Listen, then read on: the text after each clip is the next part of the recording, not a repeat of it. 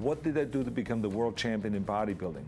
Well, it was 5-6 hours of training a day. Then I had to ask myself the question, am I doing that right now?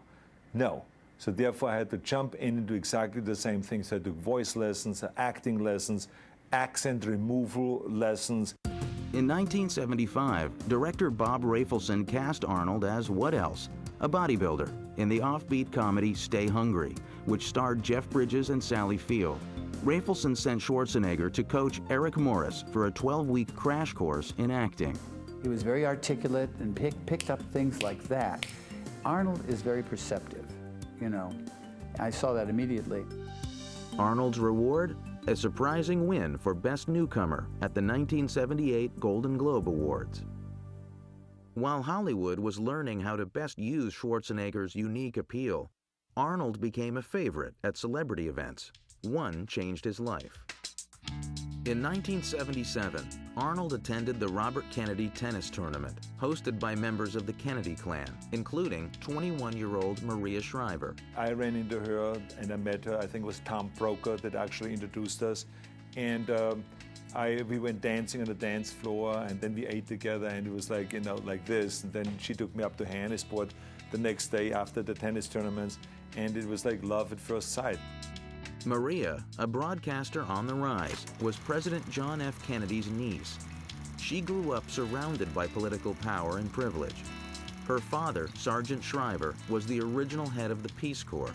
Her mother, Eunice, sister to both JFK and Robert Kennedy, had founded the Special Olympics in the 1960s. She had everything that I always dreamt of, that I wanted in a woman. She was gorgeous, beautiful woman with long dark hair, which I always liked. She had an outstanding personality. She was very smart, you know, and she's just an extraordinary woman. They couldn't have been more different. Arnold was a Republican, Maria from Democratic royalty, but their ideologies didn't matter. The Shriver family and Arnold, you know, is like, that doesn't fit, does it, you know? But I think they have a lot of fun with it. In May of 1979, Arnold received a degree in economics and business from the University of Wisconsin. That year, he was also offered his biggest part to date, the lead in the sword and sorcery epic Conan the Barbarian for producer Dino De Laurentiis and director John Milius. Dino De Laurentiis became kind of like a father figure for me, as much as Joe Weider was for me in bodybuilding. I remember the first few days of filming Conan the Barbarian, he came to me and he says, "Hey, Schwarzenegger, you're Conan." You know, he was so proud that he picked the right guy. The role was a perfect fit. When you look back on it, his talent was raw in Conan, but his talent is who he is. Released in 1981, Conan the Barbarian grossed over $100 million and earned Schwarzenegger a devoted following. That camera either loves you or it doesn't, and you can't predict. But maybe the fact his idiosyncrasies were just enough to make you relate to him as more the common guy, and yet a super version of the common guy. Arnold Schwarzenegger had become the action movie star he had dreamed of.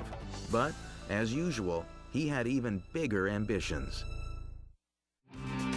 By the early 1980s, Arnold Schwarzenegger had parlayed unprecedented success as a bodybuilder into a new career in the movies. His hard work had paid off. Conan the Barbarian had made him a star. Audiences fell in love with the very things casting agents said wouldn't work in Hollywood: Arnold's supersized body and thick accent. When you think about